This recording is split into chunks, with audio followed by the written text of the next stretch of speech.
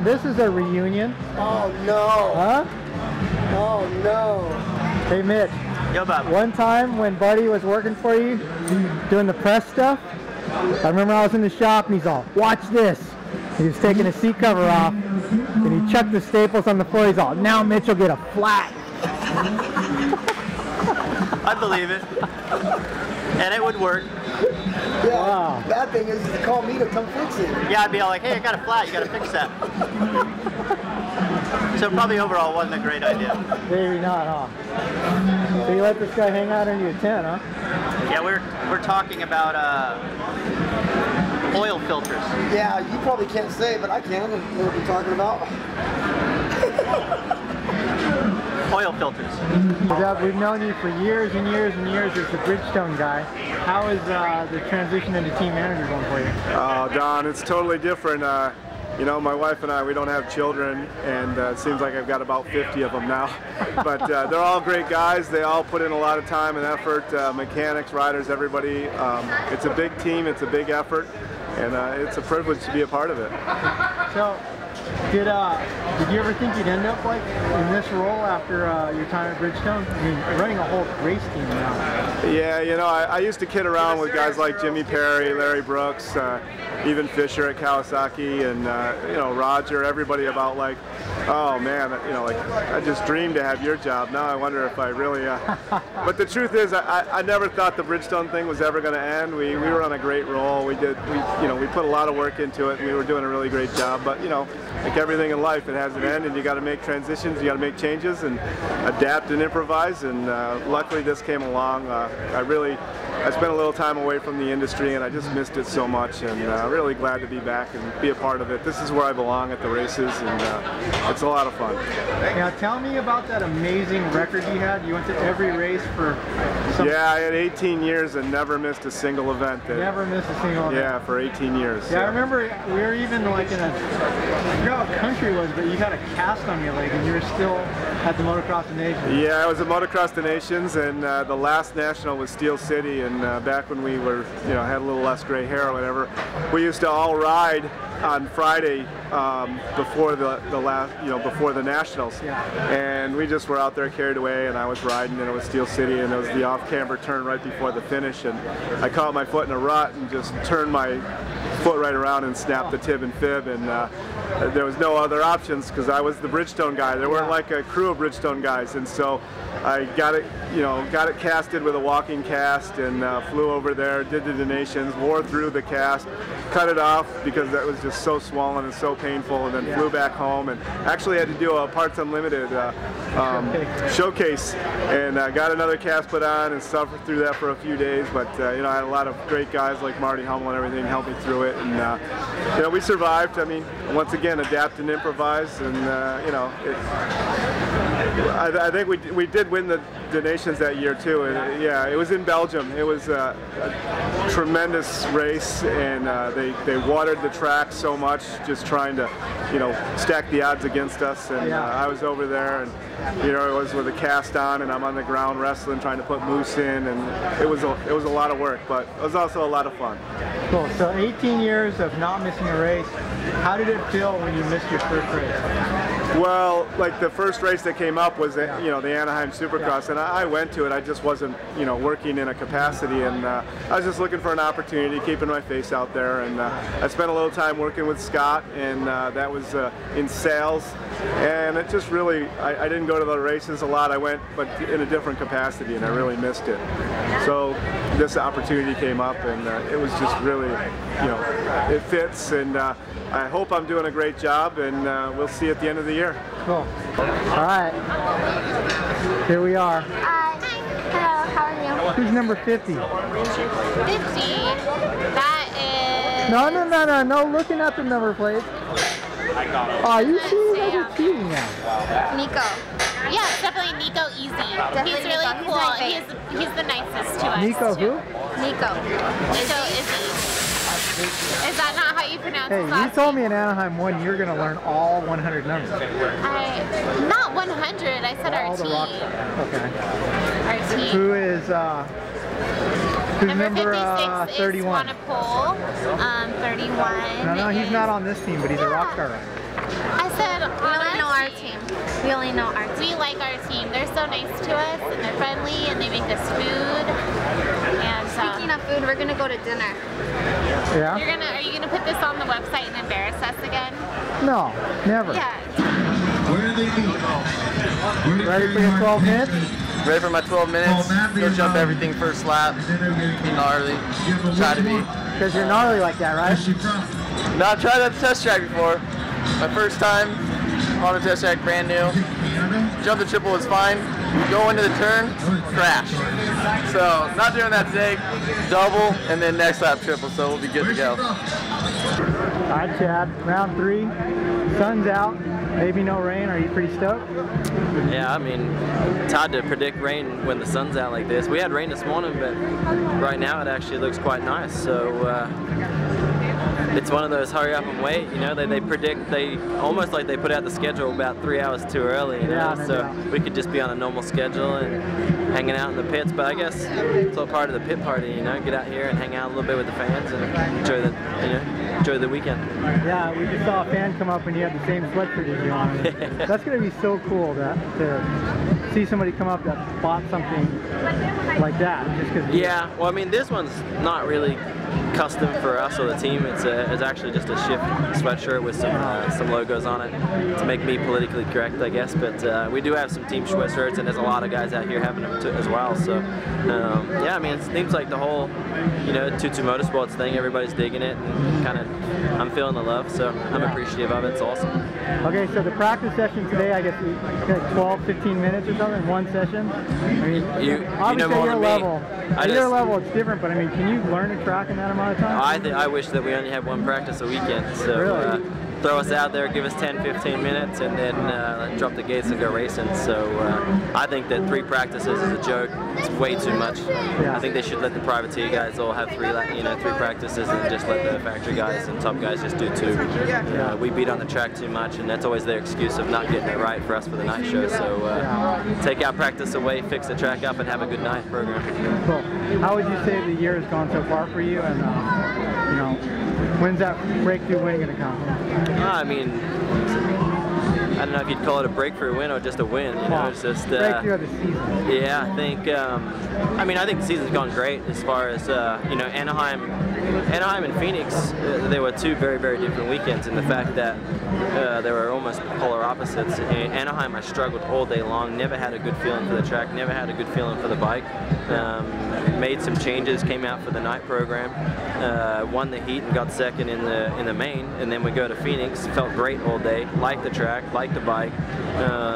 And then struggled through my heat. Crashed. Finished 8th. And then struggled through the main event and got 5th. So it's racing. That's why we go do it. 17 weekends and let the best man win, and you got to be on your game every weekend. Starts are so important to make things happen, and yeah, my starts were bad and my result was bad, so I think that'll be a consistent thing throughout the season. Everybody that's a part of the elite group that doesn't get a good start, they're going to struggle to come through. We've got a stacked class, and you have to be on your A game right from the get-go. So we got to just get this race out of the way, and I'm really looking forward to Tuesday.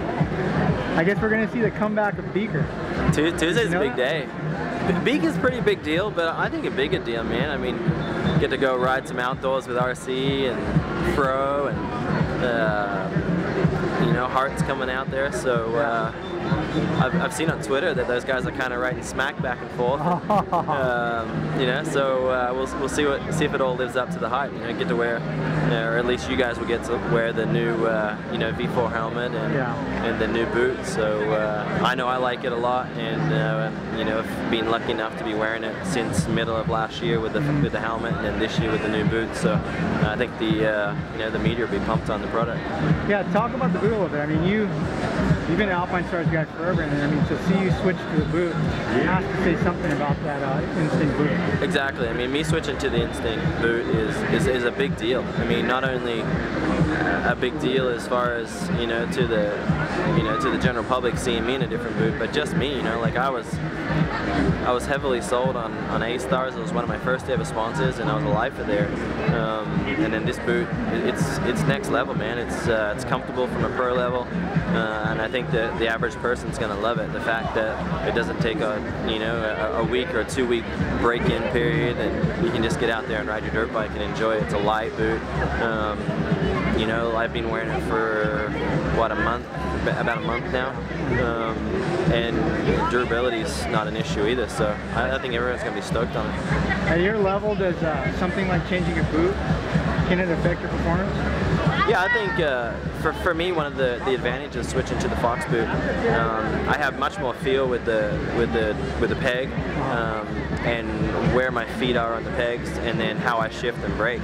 So that's probably the biggest thing that I'm kind of most stoked on, is the fact that I have so much more kind of control and understanding of where my feet are and what they're doing. And that's not always the case when you get a dirt bike boot that's quite stiff. And I ride, basically live in boots, so they're kind of like normal footwear for me. But for the average guy that doesn't ride all but once or twice a week, I think they're really going to appreciate these boots.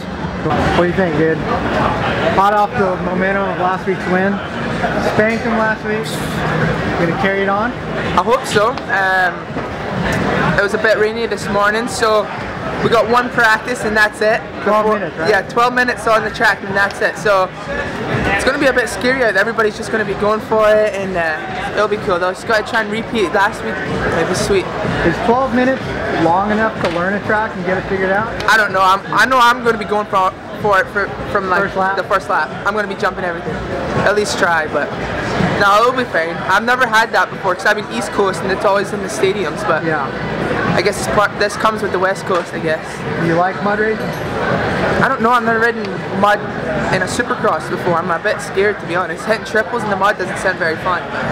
We'll see. Did you stay in LA last night? It can either go good or bad. Yeah. So you're within driving distance, but did you stay in LA last night? I stayed in LA, yeah. My mom and dad brought the motorhome out, so I just stayed in that and it was good. Stayed in the motorhome? Yeah, stayed in stay in some big fancy hotel?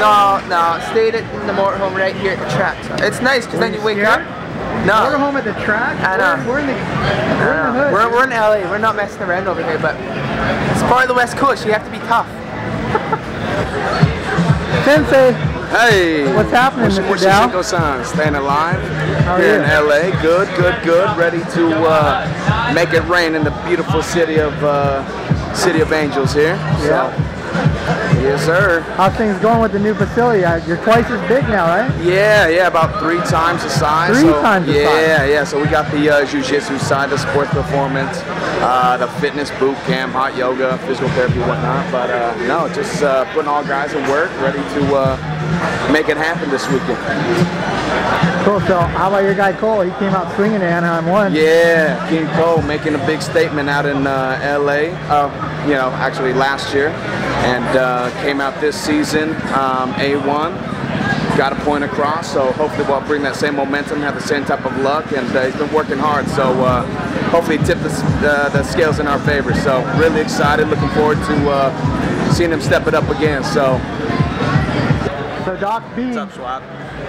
How has the 2012 season treated you so far? Well, so far so good. Actually, since Anaheim on, we've had a great ride. Everybody's working hard. Things are going smooth as can be. It's amazing how things are going good as far as concussion testing stuff. They're doing it. We're getting guys baselined. Lots of fun. Should look at you, right? So yeah, it's been really good. Better than any year coming up since. So. Hey, so tell me more about the concussion thing, because I caught up with Jimmy and he was telling me how it was really cool to see where he stood compared to baseline. Yeah, actually, we were just talking to him a minute ago, and he's a guy that, in the old days, with what we had, the data we had available and the time frame, he probably would have been out for another 1 or 2 weeks. So the fact that we have the impact, along with he's got his own clinical findings, he's fine. But before, we wouldn't have that extra piece of information. His impact was great. He's going to be out riding today. Okay, so Why don't you explain to us how does it work? I mean, they take a baseline test. Right. Yeah. It's like a computer game. You know, you got everybody's into this nowadays, playing all these little things on your computer. Well, it's basically a game, and you have recall and you know, how fast you can respond and memory, all these things. And so you take this test and get a baseline of how good you do all these parameters, and you get a graphical score. When you've had a concussion, obviously you're kind of like, whoa, I can't quite see as, you know, click as fast, I can't think as fast. This will give you the same type of score, and you'll see the areas where you're lower in and why. So once you get a concussion, you take the test, you want to see improvement and improve clinically, that you're not dizzy, you're not passing out, you know, you can ride or work out really hard without getting a headache. Once all that's improved and your score's improved, then you're good to go. So is Jimmy the first guy to go through the testing? Well, we've had a couple already. He's like the second one, but yeah, we've had a few. So I mean, the good thing is we can see him quickly, and we can do a test. We had 2 guys in the rig last week that were in that did what's called the SCAT 2, which is one on the track we can do along with their physical findings, and we had 2 riders that went back out riding the same day. Okay, so I have a question. Have you had another nutsack injury since then? No, I can honestly say yours has been the only major nutsack injury. No, you know, back years ago he had somebody when I first started, so we're talking about almost 20 years ago, somebody kind of had a riding injury. Yours wasn't a riding injury, so yours was the first non-motocross injury that I can remember, and the most impressive, of course. Man, that was an autograph line there. Woo! Still pack them in. That's gotta feel good. Yeah, it's funny because I just show up, you know, and I mean, I plan on signing, but I show up and then it's like 2 hours of just non-stop. Yeah. But I enjoy it. It's fun, and still get to see some fans, and it seems they're just as stoked, so it's cool. Cool. All right, 2 races under your belt as a team owner. How does it feel so far? Well, I think I mean, it feels great. It was super stressful at Anaheim 1, of course. I mean, it was craziness.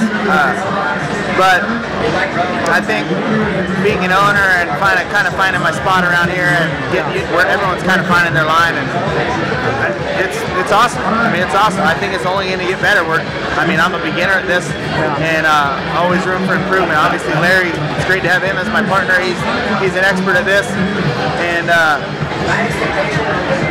on another note, I mean, we're just super proud of Andrew. He's riding really good, and you know, he's still not 100% yet.